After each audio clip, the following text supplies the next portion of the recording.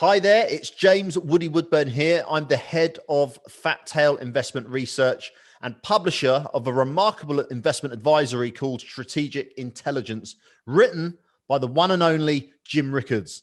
Now, I'm joined by Jim today. He's a lawyer and an economist and investment banker with around 35 years of experience working in capital markets on Wall Street. He was not many people know this, he was the principal negotiator of the rescue of long-term capital management by the US Federal Reserve in 1998. He's also a portfolio manager and an advisor on capital markets to the US intelligence community. Now, more recently, he's probably most well known for his slew of best-selling books, including Currency Wars, The New Case for Gold, and his latest hit, The New Great Depression. Now, Jim, you state rather succinctly in your latest issue that no matter how stretched markets get, no matter how much money the Fed prints, no matter how power drunk policymakers and economic elites get, reality will always win in the end. Now, let's talk about that idea in relation to your latest monthly briefing of strategic intelligence, where you break down and discuss the debate between climate change and climate alarmism. Now, investors especially need to understand the difference between the two. And I want to preface this, if you don't mind, by making it very clear to the audience at home that you are not a climate change denier, even though that is what people who rationally question climate alarmism get labeled. Right. Well, there are a lot of tools you can use in being in a debate or understanding a debate. And the first one is if they call you names, they're wrong. Because people who have facts and science and empirical analysis on their side don't need to call anybody names. So if they're calling you a climate denier, that's name call. That's not science. That's not debate. That's name calling. So as soon as they start calling you names, right away they lose because they don't have anything else to say. So that's the first rule. I've been following the climate since the 1970s. I remember curled up on a couch. I was a law student and I was working part-time in New York and didn't have my own apartments and sleeping in friends' houses on couches. And I remember curled up on a couch in a basement flat in Brooklyn Heights, reading an article about global cooling, how the planet was cooling off radically. It was a new ice age. We were all going to be freezing to death. It was just a matter of time. And then right around the same time, there was a very popular book called The Population Bomb, how population was going to spin out of control and eat up all the food and resources, and we were all going to starve to death. Well, okay, so today, here we are in 2021. What's the biggest problem in China? Population decline. It's not too many people. China's like just knocking themselves in the head. Like, why did we start the one-child policy? Why did we, carry it on for decades? We put a lid on our population. Guess what? You put a lid on your growth. You put a lid on your productivity. You put a lid on your output. Now you've got all this debt. So that's a long-term play. But the point is, population in places where population is declining rapidly. Japan, Russia, China, Europe. The U.S. has now joined the club. The U.S., our population was expanding slightly, mainly because of immigration. But then when Trump cut off the border and it was just us, not having enough kids. So this is true all over the world, except in sub-Saharan Africa. So all of a sudden, this book, The Population Bomb, too many people, it's Malthus part 2, turns out to be completely false. And most economists, if they're candid, will tell you that the biggest problem in the world today is not enough people having enough kids. So there's an example. So the world didn't turn into a new ice age. It may yet, but didn't, that's 60 or 50 years ago, I read this. Population bomb is actually a population bust, opposite problem. And so this brings us to climate. Now, a couple of things. Another trick, these are all just, debating tricks, but the climate is a real science. There are climatologists, there are meteorology is a close cousin, there are complexity theorists, there are physicists who are immersed in this. By the way, I never accept the criticism that, I can't weigh in on the debate because I don't have a PhD in climatology, which I don't, by the way. I have a lot of degrees, but that's not one of them. Because, politicians are weighing in, celebrities are weighing in, central bankers are weighing in. Children are weighing in. None of them have degrees in climatology or physics. So if they can say something, so can I. And by the way, I do my homework, and I read a lot of PhD level stuff on this, and I have been for a long time. So So the first thing is you get caught up in the rhetoric and the name calling. So the climate does change. It does, and it always has. The climate has changed for billions of years. I expect it will change for more billions if we make it that long, if we last that long. So the climate does change. So it doesn't get you anywhere to say the climate isn't changing. Of course, the climate's changing. The weather's changing. It's all changing. Um, so when they say you're climate change denier, I'm not a climate change denier. I lived for 10 years in a nice house on an estate on a beautiful body of water, Long Island Sound. And you can water ski, you can fish, you can catch lobsters, you can go swimming, you can go sailing, etc. But it has a rocky coast. Why does it have a rocky coast? Because it used to be a glacier. It was the lowest point of glaciation at the end of the last ice age. The glaciers came down approximately to where New York City is today. South of that, they did not go south of that. That's why New Jersey has nice sandy beaches and New England has rocky beaches, because when a glacier comes through, it pushes the rocks to both sides. That's called the moraine. And so when you see a body of water with a rocky coast, it was probably a glacier, and that's what Long Island Sound was. So, but here I am, sailing in it. So there's climate change, right? This used to be frozen solid in the ice age, and now it's a nice body of water where you can go sailing. So of course the climate changes. So don't bother denying that the climate changes, because it does. But stop there. Just because it changes, which it does, how does it change? It changes very slowly. It changes over hundreds of years or thousands of years, or in the case of an ice age, 10,000 years. Those are the kinds of timeframes we're talking about. It has nothing to do with CO2 in the atmosphere or automobiles or coal-fired plants, et cetera. Those things all have pros and cons. I'm not sweeping them aside, but I'm saying that the phenomena we're talking about existed as far back as we can measure in time, and we're talking millions of years, and certainly very solid evidence for 10, 20,000 years before the automobile was invented. So it happens for reasons that have nothing to do with automobiles or human-caused emissions, et cetera. There are causes, volcanoes, solar cycles. One of the biggest ones are ocean currents. We're familiar with La Nina and El Nino. Those have been going on long before the invention of the automobile. There's evidence that the Sahara Desert used to be a lush savanna, and maybe again, actually, trees are starting to grow in the Sahara Desert. So climate changes over long periods of time. So I distinguish that, which is a legitimate science, and the climate does change, from what I call climate alarmists. Now, these are people, some of them are just ignorant. They don't do their homework. Particularly the ones in the media, they just repeat what they've heard. Some of them are, and a lot of the politicians fall into that category. Some of them are acting in bad faith. They kind of know better, but they've got an agenda. The agenda might be so-called ESG investing. Larry Fink is positioned himself as the big defender of climate change. He's got ESG funds. He's making billions of dollars of fees promoting ESG funds, and there's good research. ESG, I should explain, is environment, social, and governance. So ESG. So how's your environmental score? How do you stack up in terms of climate change, et cetera? Are you socially conscious? Are you a social justice warrior? And governance is it's actually non-governance. In other words, you're not just guided by your board of directors and your stockholders. You take into account other so-called stakeholders, people in society, et cetera. So, and they have ESG scores. You can look them up. So Larry Fink is pushing ESG funds.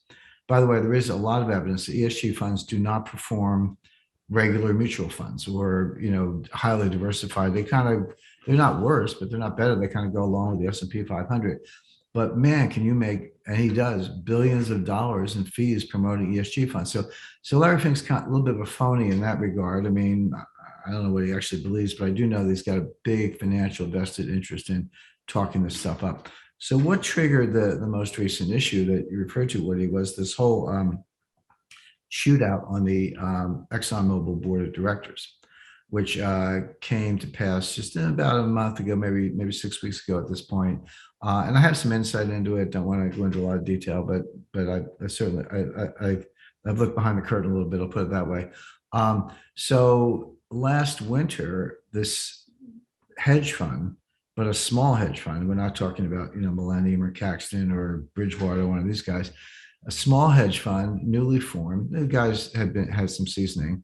Uh, Nominated a slate of alternative directors for the Exxon board of directors. There are 12 members of the board, including the CEO. They put up 4 directors, which they won them all. They would have had a third of the board. By themselves, they own like 0.2% of the stock, but they enlisted Larry Fink and CalPERS, which is the California Public Employee Retirement System, one of the largest institutional investors in the world, and a few other do-gooders to join their cause. And they actually got enough votes, and they replaced, I think, three of the 4 candidates definitely won. Yeah, it was 3 out of 4. So they now have 3 seats on the board of directors, which means 3 very seasoned ExxonMobil directors got bumped. That doesn't happen at that level. In a hostile takeover, yes. Normal retirements, normal turnovers, yes. But you don't kick out 3 seated directors in a contest that's not a takeover bid in the Fortune 100 companies. It just doesn't happen. But it did happen in this case. Why? Well, because they said ExxonMobil wasn't doing enough about climate change. They said, well, first of all, it's an oil and gas company. What do you expect them to do? Build windmills? I mean, they're in the oil and gas business, number one. Number two, and they're good at it. Number two, and so this is really important. Oil and gas are not going away. Now, is wind, are wind turbines increasing? Yes. Are solar module installations increasing? Yes. Hydroelectric power. Well, hydroelectric power has been around for a long time. Hydroelectric power goes back to the Middle Ages, but certainly in the the modern sense, Boulder Dam, Grand Coulee Dam, Three Gorges Dam, Itaipu Dam in Brazil. These are all projects of the last about 90 years or so. Hydro Ontario, Quebec rather. They got more lakes and streams and rivers in Quebec than they know what to do with, and they have a massive hydroelectric generating capability. So that's good. I mean, there's nothing wrong with it. I'm not against that kind of power. I mean, there are environmental issues in terms of flooding valleys and creating reservoirs and all that, but they're carefully considered. But that all has a place. But the fact is, all of it put together, all the hydro, all the geothermal, all the wind, all the solar together will only be a modest fraction of the energy needs of the growing global economy. Number one, people say, well, yeah, but they're coming up. Well, they are coming up, but guess what? The energy requirements are going up faster. The demand for energy for growth in India, in sub-Saharan Africa, which we mentioned earlier, South America, and the developed economies, the United States, Australia, so that demand is growing faster. So are wind and solar coming along? Yes. Do they have a place? Yes. That's fine. There are some good investment opportunities. But the energy demands are going even faster. And so you're just not going to get rid of oil and gas. You're not. So why beat up a company like Exxon, which is good at what they do? And there are other oil companies as well. Some of these, but what you discover is that there's a lot of posturing.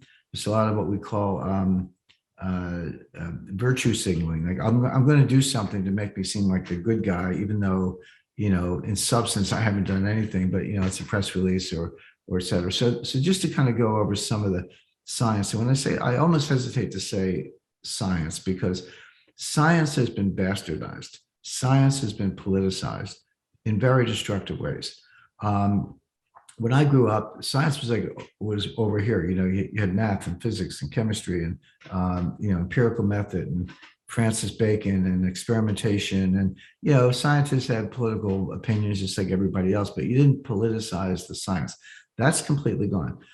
Particularly among progressives and liberals, they've laid claim to the science. And I spell with a capital T, capital S, the science, and they enlisted on their side.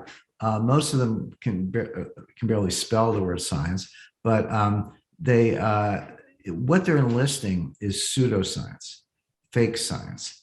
But this guy, girl, woman has a PhD and says so and so. They're getting grants. I mean, always look at the self-interest. I did a ton of research on COVID for my last book, The New Great Depression, and when I got the papers, and I wasn't just reading newspaper articles, I read hundreds of peer-reviewed scientific papers. When I got the papers, the first thing I did was look at the end, because it's customary in that kind of scientific literature to disclose your source of funding. And I said, who funded this? And if I saw the Chinese funded it, I immediately discounted it 50%. I said, okay, you're a stooge for the Chinese. You're working for the Chinese. I'll read the paper. I'll take it seriously, but I have to discount for your bias. So always look at, where's the money coming from? Who's funding them? And most academics are not, it's not Enrico Fermi and Albert Einstein. These are people who, you've never heard of, and they don't have like regular jobs. They might be tenure faculty, but they live on research grants. That's how they pay the bills. And so then you have to say, well, who's handing out the research grants?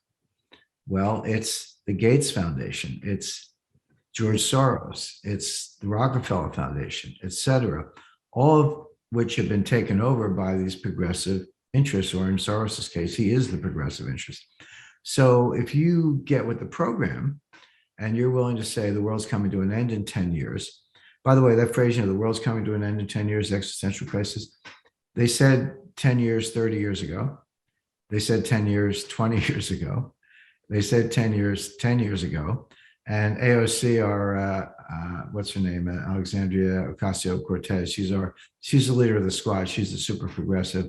She's really a discredit to Boston University. I used to think it was a good school when she went there. She didn't get much education apparently, but she's outspoken on this point. And she said 2 years ago that the world is coming to an end in 10 years. So she's only got 8 years left. They're all wrong. There is no existential crisis. And here again, at the risk of not the risk, but I'll just tout other people's books. There's a new book. It's called Undecided. Wait, that's not the right title. It's Unsettled. I'm sorry. It's called Unsettled. And the author chose that title because the progressives and the radicals always say, well, the science is settled. That's another way of saying shut up. Like, you have a point of view. Well, the science is settled, so shut up. But what he says is the science is not settled. So the title of the book is Unsettled. And it's available on Amazon and bookstores, whatever. Now, I think it's important. I'm decrying the politicization of science, but just for the record, the author is a liberal Democrat who was Deputy Secretary of Energy in the Obama administration. So he's not some, far right, nothing wrong with Trump, but he's not some Trumpster, so to speak. He had a very senior sub-cabinet level position in the Obama administration. So you can't accuse him of being, some tool with the right wing. Really good scientist, really good book. And he goes through this and he just lays out the facts. And this is what I point to in the newsletters. The intensity of tropical storms has not increased. The frequency of tropical storms has not increased. The frequency of forest fires has not increased. So people will say, every time there's a forest fire, when we get them in California, we have a drought in California, people are like, well, climate change. The drought in California is due to climate change. Well, okay, maybe there is a drought in California. By the way, they've been happening for 10,000 years. That's why LA is a desert. Probably shouldn't have built a city there, but they did. But I can show you another part of the world where the rainfall is at record levels. So it's these selective rifle shot things that are being used as propaganda.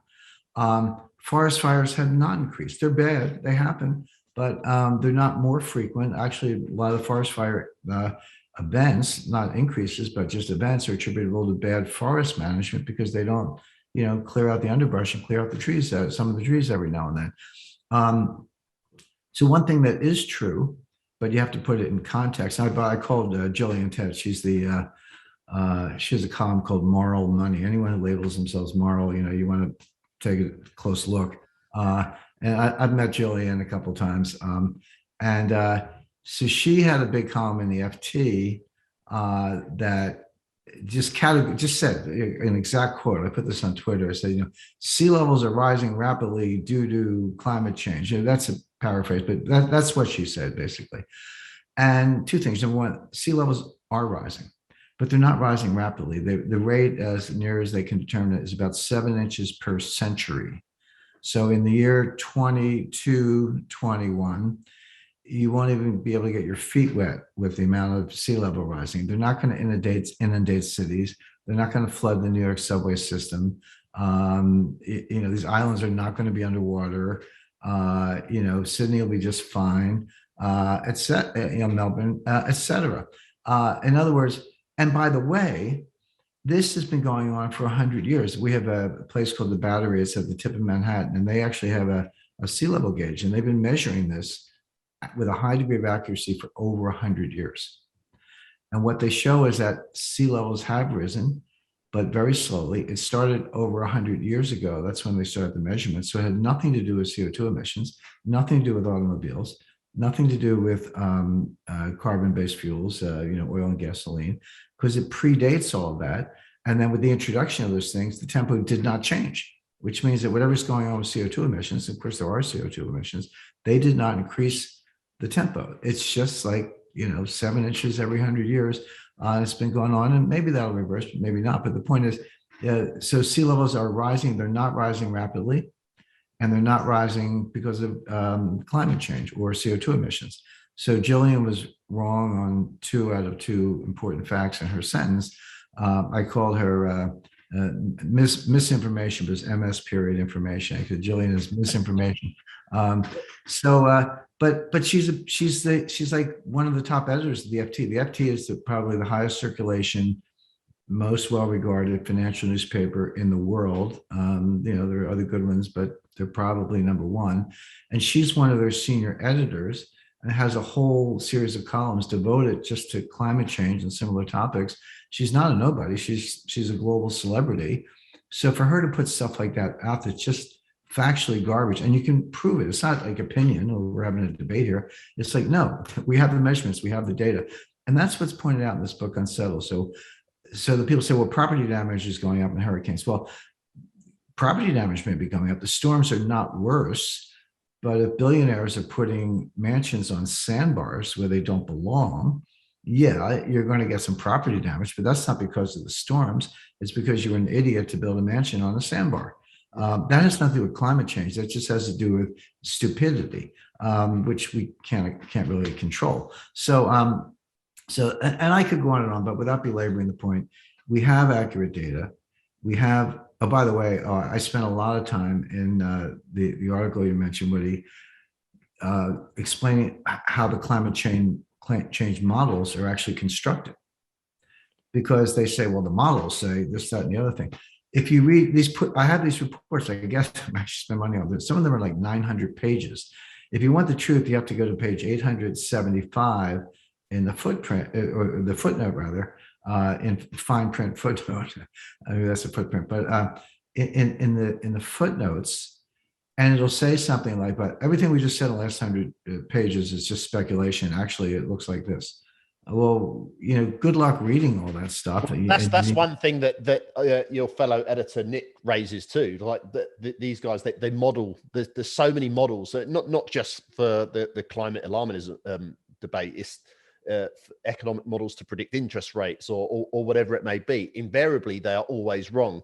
But I guess the basis of science is if you have a theory or a hypothesis and you see that the results are wrong or the models are disproven, surely your thinking is then meant to change.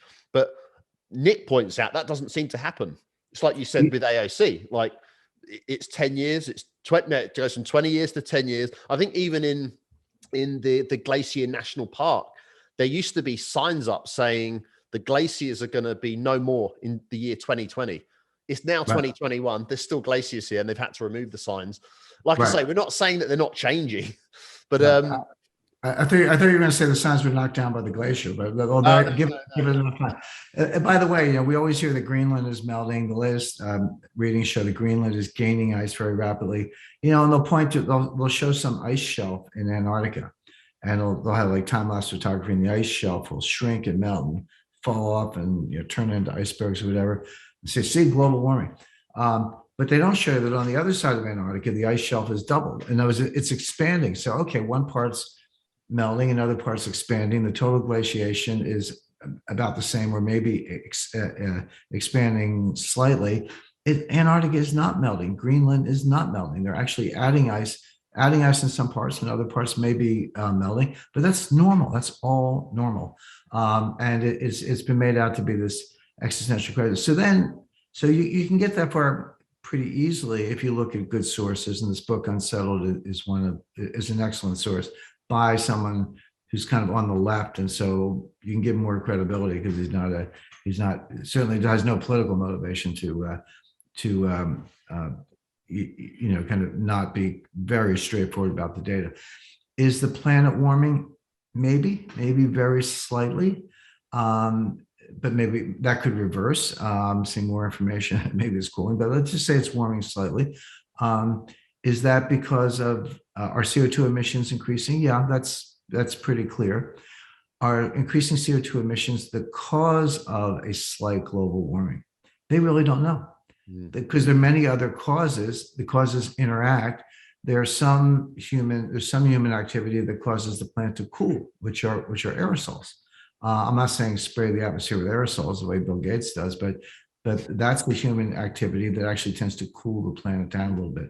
And these models, they take the surface of the Earth and they divide it into squares, and the squares are in some cases several hundred square miles, sometimes more.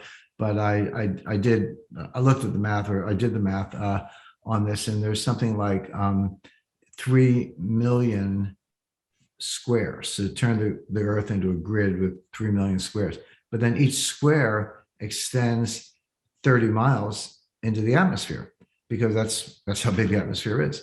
And then they create what they call pancakes of different levels, but let's say a mile thickness, because I'm actually do a lot of high altitude mountain climbing. When we do weather reports on a high mountain, like a 20,000 foot mountain, your weather report is vertical. You don't go like over here. You're like 10,000 feet, clear and sunny, 15,000 feet, high winds, rain, 20,000 feet, it's a blizzard, don't go there, et cetera. We do vertical weather reports because a vertical is exactly the same as a change in latitude. A change in altitude is the same as a change in latitude. You can have ferns growing at the base of a mountain and a glacier on top, and they're not that far apart.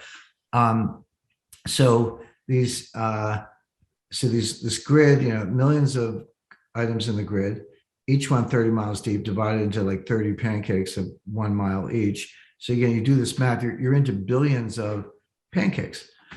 Each one gets modeled separately. Now, any one of them, I can guarantee you, would be really hard to model, because clouds tend to cool the Earth, CO2 particles tend to trap heat, et cetera. And then there are all the recursive functions where each one interacts with the one adjacent to it, the one adjacent to that, et cetera. Well, if you know anything about complexity theory, and I know you do, and we always use it in our financial analysis, you change something something that complex, you change something in the 5th or 6th decimal place, you will radically change the outcome. That's what complexity theory is. That was the original insight of Edward Lorenz when he discovered it about 80 years ago. And so you're going to tell me that with millions of squares, 30 miles deep and 31 mile thick pancakes and complex, immensely complex equations to describe the climatology in each pancake, all affecting the other, it's like 3 million to the 3 million power. I mean, it's impossible. We actually, this book Unsettled, he says, there isn't enough computational power in the world to actually run the model. Like even if you did it, leaving aside everything I just described, there's not enough computing power in the world to do it in less than, you'd have to run every computer in the world times 10 for months to get the output. So you can't do it. So how do they do it? They make assumptions. All right, well, so this is complex enough to begin with. And by the way, what I described is exactly how it's done. It's complex enough to begin with. It exceeds the computational power of the planet Earth. So I'm going to make assumptions on something that's immensely complex to begin with. Well, now you see where the games come in, because you can fade the assumptions and you can get any result you want. And to your point, Woody, it's like, well, how do these things actually work in reality? That's the ultimate test of a model. Does it come close to reality? They don't have to be perfect, but they should be pretty good. What they showed is that these models don't even backtest correctly. It's like we have past data. We're trying to predict the future, right? Well, we know what happened in the past. We have all those temperatures and sea levels and precipitation levels, and a lot of that data, much of it is available for 100 years. You take these models and apply them to 1970, 1960, 1950. They don't check out. Now, wait a second. If you can't even build a model if you can't build a model that doesn't backtest, forget about it. Why am I supposed to believe you about the future? And then added to that, creating economic policies from a very high level, which direct capital into certain areas of the economy based on those assumptions. What are your thoughts on that? Because a whole lot of money is going into renewables. There's this big trend. Do you? I know you're not against renewables. You got one of the biggest solar, I think, non-commercial solar structures in your back garden. Do you know what I mean? So it's not like you are fundamentally against renewable energy or anything like that. But I know you've seen how it works in practice. And your point in the piece is that all this capital is going into this sector, but the reality is it's not going to be able to meet the demands of the energy needs of business, populations. I mean, you said you struggle for your own farm. So what happens when tens of thousands of households need to rely on this for their energy needs? Yeah, I had to clear several acres to build. Yeah, I built the largest non-commercial off-grid solar field in New England. And I know that because my contractor told me, because he builds them and knows all the others who do. I had to clear several acres to put in enough towers with enough solar modules to run my house. And yeah, it's a nice house, but and then people started saying, well, why do you need several acres? You can compress it into this. I said, well, we have this thing in New England, they're called trees, and trees fall, and I didn't want trees falling on my towers. So I had to create a perimeter, but that's just the real world. The whole world doesn't look like the Arizona desert. I agree, you put solar modules in the Arizona desert or the outback in Australia all day long, and generate a decent amount of solar power. But not everyone lives in the desert. Some of us live in mountains, farms, areas with a lot of snow, et cetera. But I have one, and the capacity is large, and I have to live with it. So it's been very interesting in terms of how you adapt your lifestyle. So what does that mean? Well, here's the thing with solar power. It works great, except at night. Solar power at night is zero, because the sun's not up. Snowstorm, no power. Rainstorm, no power. Really cloudy days, no power. So you only get it when the sun shines. Okay, let's start there. And people say, well, you run your house on solar power. Actually, I don't. I run my house on batteries. The solar power charges the batteries, and then the house drains the batteries to run whatever it is. So the batteries are an intermediate step between the solar modules and the light bulbs or whatever it is you're using. So what you have to do is say, well, okay, I better do the laundry, run the dishwasher, heat the hot tub, run the dryer, whatever it is, whatever appliances that use a lot of, run them on a sunny day, because it's use it or lose it. On a sunny day, we will charge up the batteries faster than you can draw it down. But don't run the washing machine at night, because that's going to drain the batteries and they're not going to get recharged until the next morning. These are simple things, but you just kind of learn to live with it. But my point is, if I have to clear 2 acres to run one house and it doesn't work at night, how are you going to run a city? How are you going to run a large suburban development? Can you have some? Yeah. And these people, they put the solar panels on the roofs. You see them in suburban neighborhoods. I'm sure that's common in Australia. It's quite common in the United States. Yep. And people say, oh, you're running your house on solar power. Well, they're not. What they do is these sort of salespeople come along, knock on your door, and they get you to sign up for this. Well, that solar power coming off your roof feeds to the grid. It doesn't power your house, it feeds to the grid. Your house is powered by the grid, by the power company, by the electric utility. So all they're doing with meters is they're saying, how much do you contribute to the grid? How much do you take from the grid? We'll net them out, and we'll either give you a reduced electric bill, or maybe we'll send you a check because you're giving us more power than we're taking. But the point is, they're all connected to the grid. And when the government wants to take over the grid and expropriate your power, you can't stop them. That's why my system is off grid. There are no points of contact. I still have the grid, but I have a master switch. I can switch between one and the other. But you can't use the grid to take my solar power because they're completely separated. Um, but the point is, it works, and it's not economical. I won't live long enough to save enough for my electric bill to pay for the system. That's not where I did it. I did it for the day when the grid's down, and I'll still be able to, Joe Biden would say, listen to my record player. But the point is, that was my motivation for it. But the point is, you can't run cities on this. Now, does it have a place? Yes. And by the way, the grid cannot rely on wind turbines and solar. Why? Because it's intermittent. Solar doesn't work at night. Solar doesn't work in bad weather. Wind doesn't work when the wind's not blowing. Now, obviously, you put your wind turbines in places where the wind blows a lot of the time, but it doesn't blow all the time. And so if you're a grid operator, your worst nightmare is that, first of all, you overload the grid and then circuit breakers go off and you get a blackout, or you don't have enough power to feed the grid and you have to go to a brownout and tell everyone to turn off the air conditioners. Those are your two nightmares. Well, oil, natural gas, and nuclear are very reliable sources if you're a grid operator. Wind and solar are not. And say, well, batteries. You know how expensive batteries are? I do, because I bought 20 large capacity lithium ion batteries from Sony, and they're very expensive. So my batteries work fine, but that adds an enormous expense. If you say my solution to the intermittent output of solar power is batteries, get ready to triple the cost, because batteries are that expensive, and then batteries are full of poisonous chemicals. What are you going to do with those? I mean, I refer to electric vehicles as glorified golf carts, which I think is a good description. And by the way, none of this would work if it wasn't for government subsidies. Every time I see a Tesla, I want to pull the driver over and demand my $7,000 back, because the United States gave a $7,000 buyer tax credit if you bought a Tesla. Well, I'm a taxpayer, so I'm paying $7,000 a pop for all these people to get subsidized Teslas. I want my money back. But the point is, these things are non-economic today. They get tons of government subsidies. They're not reliable because they're intermittent. Batteries are too expensive and frankly dirty. By the way, China leads the world in electric vehicles.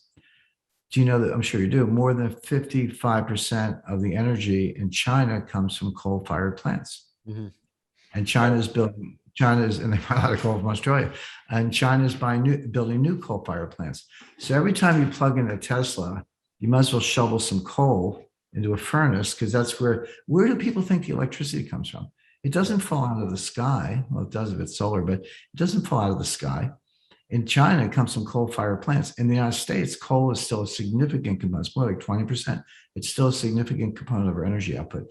So all the electricity that goes into a Tesla comes from, for the most part, fossil fuels, oil, gas, and coal. So you're not saving any CO2 emissions. You're just moving them around. Anyway, just to wrap up, Woody, the climate change is real. The Earth might be warming slightly, although that's not crystal clear. CO2 emissions are going up, but it's not clear what impact they have. And the science of climate is something that deserves more research, more study. By all means, keep working on your models till you get them right. I'm all for it. But to radically change the economy of the world and destroy the structure we've created, massive wealth transfers to emerging markets. I sort of got onto this. You made a reference to finance. I sort of got onto this about 7 or 8 years ago, notwithstanding the Ice Age scare of the 1970s. Because I'm a geek and I used to read Christine Lagarde's speeches when she was head of the IMF, because that's what I do. But I noticed every speech referred to climate change. And I was like, wait a second, you're the head of the IMF. You should worry about exchange rates and reserve positions and short-term loans and all. Why do you care about climate? Why are you even talking about climate change? And then I realized that this whole climate change thing has infected the global elites, the global power structure. Narrative economics, isn't it? Correct. Yeah, and they're using it. So why are they doing it? If the science doesn't support them, and they've been wrong over and over and over again, and they're into the name calling stage, why are they doing it? And the answer is this is part of the global elites' great reset. They want global taxation, global governance. If you have a national problem. It only calls for a national solution. So if you want a global solution, you need a global problem. Well, climate is a global issue anyway. It doesn't respect borders. That's certainly the case. So they've hijacked climate science because it's a global problem, so they can offer a global solution, which is a kind of neo-fascist global governments. That's what it's all about. I'll just end in one thing, because this is the investment solution that Nick, our investment director here in Australia for Strategic Intelligence, his latest recommendation was an energy ETF for that very reason, that oil in general has been beaten down and it's looking very, very valuable at the moment, especially oil stocks coming off the back of it. But correct. Yeah, that's the play, but that's the play between policy, alarmism, and reality, isn't it? Yeah, oil and natural, or the bottom line is oil and natural gas are not going away. I'm not, solar and wind turbine will have their place. Oil and natural gas are not going away. So when you see that sector beaten down for well-run companies, that's a good buying opportunity. At the same time, I don't doubt that you can make some money in a really well-run solar module company, because it's not going away. I would steer clear of the Chinese, but Canada has a good sector. My solar modules in New England are from Canada. There may be growth in other countries, Australia and the US and others. So there are opportunities, but you have to understand the narrative, understand the hidden agendas, and not get caught up in them. And that's what we do every month at Strategic Intelligence. Jim, thanks so much for your time, mate. It was a pleasure talking to you, as always, and we'll do it again very soon. Thanks, Woody. Cheers, mate. So thanks so much for watching. I hope you got something out of our conversation today. If you'd like to explore more of Jim's intelligence each month and get his ongoing guidance and insights, just hit that link below this video. Now, that way you'll be able to make informed investment decisions based on information that other investors may take months, even years to catch on to. So check it out and make sure you subscribe to our channel for more of these conversations. Thank you very much.